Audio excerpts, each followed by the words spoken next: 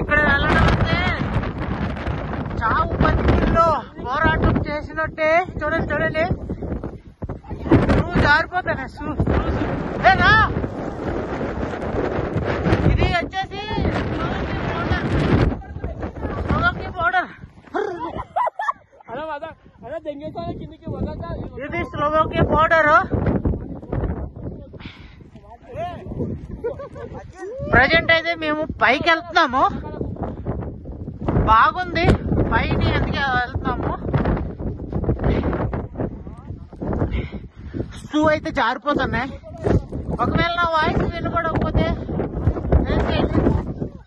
ఇది ఎంత విండ్ జారుతుంది చూడండి. ఇక్కడ షూ జారు ఎంత కింద, పై చాలా హైట్ లో ఉన్నాం మేము.